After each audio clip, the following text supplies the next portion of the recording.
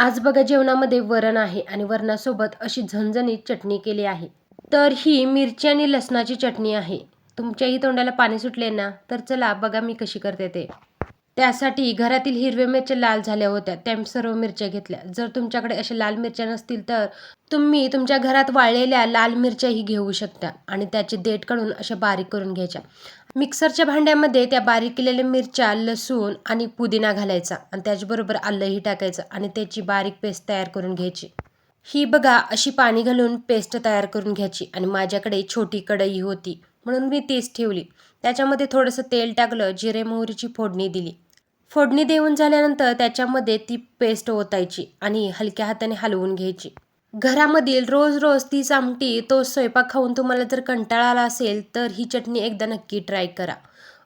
त्याचबरोबर ती कढईमध्ये पेस्ट ओतून झाल्यावर त्याच्यामध्ये चवीनुसार मीठ, हिंग, थोडासा गूळ आणि त्याच्यामध्ये अर्धा लिंबू पिळून घ्यायचा. बारीक गॅसवर अशी झणझणीत चटणी भाजून घ्यायची. तुम्ही बघू शकता कसं तेल सुटलं आहे आणि बघा ही चटणी तसे 10-12 दिवस टिकते, अजिबात काही होत नाही. त्याचबरोबर ही चटणी झाल्यानंतर अशा काचेच्या चिनी मातीच्या भरणीमध्ये भरून ठेवायची. जेव्हा तुम्हाला काहीच खाऊ वाटत नसेल तेव्हा ही चटणी एकदा नक्की ट्राय करा आणि जाता जाता चॅनेलला तेवढं सबस्क्राईब करा.